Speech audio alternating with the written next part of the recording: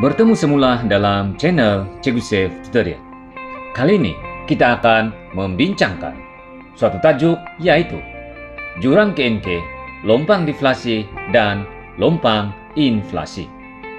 Perbincangan ini dibahagikan kepada 3 bahagian, yaitu bahagian pertama adalah langkah-langkah melukis kelup.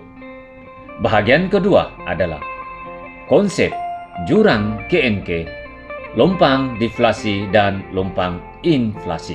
Yang ketiga adalah contoh pengiraan lompang deflasi dan lompang inflasi.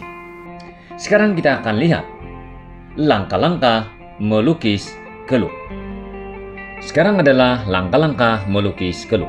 Yang pertama, lukis paksi perbelanjaan agregat EI, paksi pendapatan negara Y, dan garisan 45 darjah Y sama dengan EI. Langkah kedua adalah lukis perbelanjaan agregat guna tenaga penuh dan labelkan dengan EIF, dan seterusnya. Tandakan titik keseimbangan pendapatan negara guna tenaga penuh dan labelkan dengan titik I. Dan kemudian lukis garisan putus-putus ke bawah menuju ke arah paksi pendapatan negara. Dan tandakan dengan label YF. Langkah ketiga adalah lukis kelup perbelanjaan agregat keseimbangan, yaitu EI. Seterusnya labelkan titik keseimbangan pendapatan negara apabila EI bersilang dengan garisan 45 darjah pada titik I1. Dan lukis garisan putus-putus ke bawah dan labelkan dengan YI. Langkah keempat adalah tandakan jarak mendatar antara YI dan YF. Dan seterusnya labelkan dengan jurang KNK. Sekarang kita lihat bahagian kedua, yaitu konsep jurang KNK, lompang deflasi, dan lompang inflasi. Kita akan bincangkan dahulu konsep jurang KNK.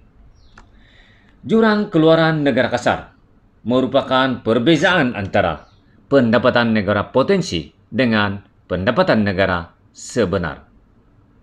Sekarang kita akan lihat dahulu apa itu pendapatan negara potensi. Pendapatan negara potensi juga dikenali sebagai pendapatan negara guna tenaga penuh, yaitu jumlah nilai barang dan perkhidmatan yang mampu dicapai apabila semua sumber-sumber ekonomi digunakan sepenuhnya. Manakala pendapatan negara sebenar merupakan jumlah nilai barang-barang dan perkhidmatan yang sebenarnya dicapai oleh sesebuah negara dalam tempo 1 tahun. Ia juga dikenali sebagai pendapatan negara keseimbangan. Terdapat 2 situasi yang berlaku, yaitu situasi yang pertama adalah jika pendapatan negara sebenar kurang daripada pendapatan negara potensi, maka berlaku kemelesetan ekonomi atau pengangguran. Situasi kedua, jika pendapatan negara sebenar lebih daripada pendapatan negara potensi, maka berlaku masalah inflasi. Jurang KNK dapat dihitung dengan menggunakan rumus berikut, yaitu jurang KNK sama dengan YF tolak YI. Jurang KNK adalah jurang keluaran negara kasar, YF adalah pendapatan negara guna tenaga penuh, dan YI adalah pendapatan negara sebenar atau pendapatan negara tingkat keseimbangan. Kita akan lihat 2 contoh pengiraan jurang KNK. Contoh 1. Diberi YF sama dengan 100 juta dan YI sama dengan 80 juta. Ini bermakna jurang KNK sama dengan YF tolak YI sama dengan RM 100 juta tolak RM 80 juta bersamaan dengan 20 juta. Ini bermakna berlaku lompang deflasi karena nilai jurang KNK adalah bernilai positif. Contoh kedua, diberi YF sama dengan 100 juta dan YI sama dengan 120 juta. Maka jurang KNK adalah YF tolak YI bersamaan dengan 100 juta tolak 120 juta. Bersamaan dengan negatif RM 20 juta. Ini menunjukkan berlakunya lompang inflasi karena nilai jurang KNK adalah negatif. Melalui keluk yang diberikan, keluk EII adalah kurang daripada EIF. Ini menunjukkan pendapatan negara keseimbangan adalah kurang daripada pendapatan negara guna tenaga penuh. Dengan itu, jurang KNK ditunjukkan oleh perbezaan antara Y, I, dan YF. Ini boleh dilihat dengan jelas melalui keluk di sebelah. Seterusnya, kita akan lihat konsep lompang deflasi. Lompang deflasi merupakan kekurangan perbelanjaan agregat untuk mencapai tingkat pendapatan negara guna tenaga penuh. Ini bermakna pendapatan negara keseimbangan adalah kurang daripada pendapatan negara guna tenaga penuh. Apa yang berlaku di sini adalah lompang deflasi akan mengakibatkan masalah pengangguran kitaran. Sekarang kita akan merujuk kepada keluk.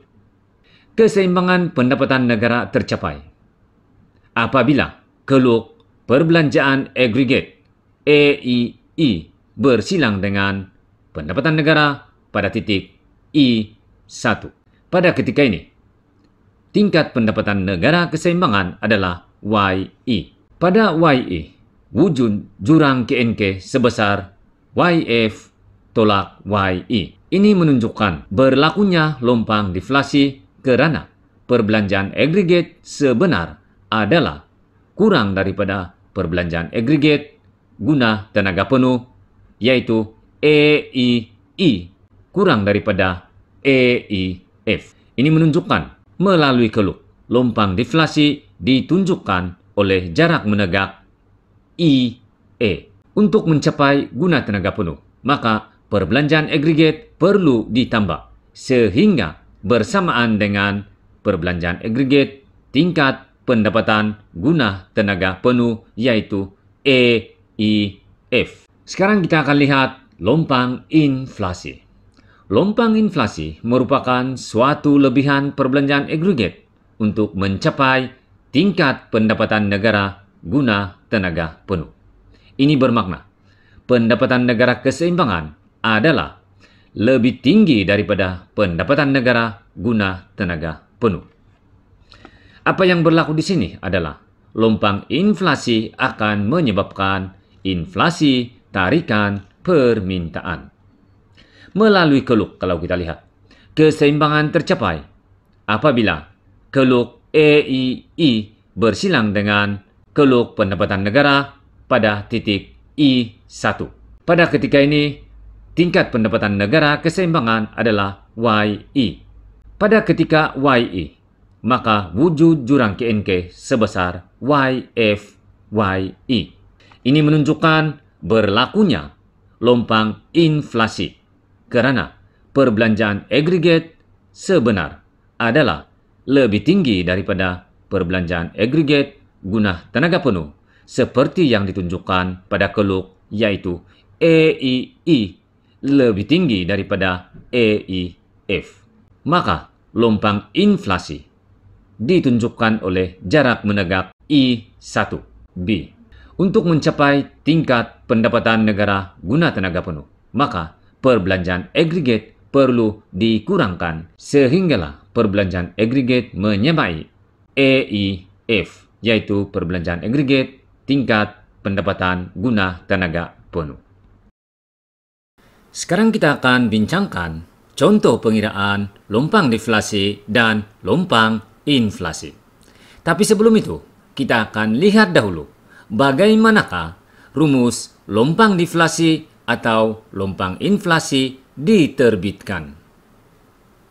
Kalau kita melihat kepada keluk, lompang deflasi atau inflasi adalah perbezaan di antara keluk EIF dengan EII. Atau dengan kata lain, perbezaan di antara perbelanjaan agregat guna tenaga penuh dengan perbelanjaan agregat keseimbangan. Ini bermakna dari segi rumusnya.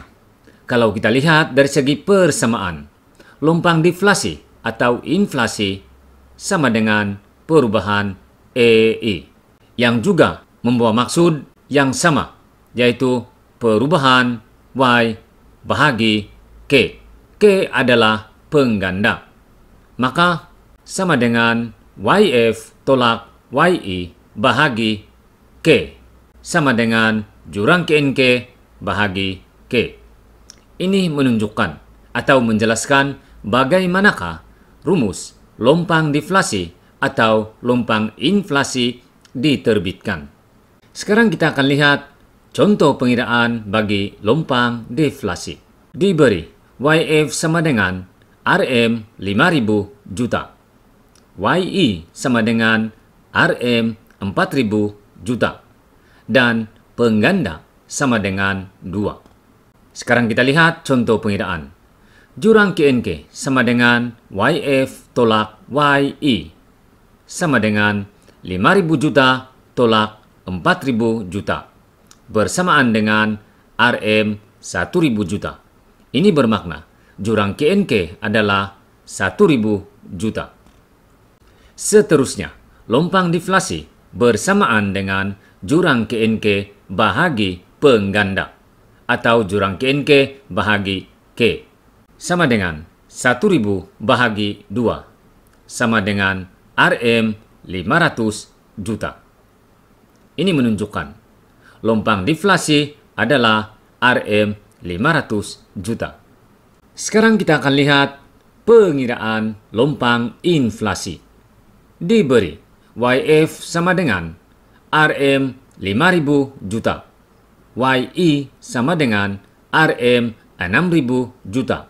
Dan pengganda sama dengan 2. Maka jurang KNK sama dengan YF tolak YI sama dengan 5.000 juta tolak 6.000 juta bersamaan dengan negatif 1.000 juta.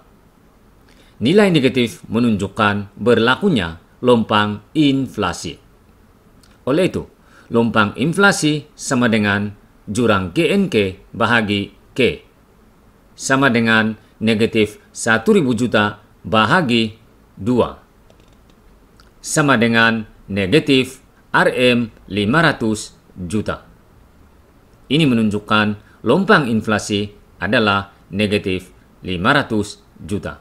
Sekian pertemuan pada kali ini dan semoga pelajar-pelajar dan calon-calon dapat melukis keluk dengan betul dan seterusnya menjelaskan konsep jurang KNK, lompang deflasi, dan lompang inflasi. Sekian pertemuan pada kali ini dan bertemu lagi pada pertemuan yang akan datang. Sekian, terima kasih.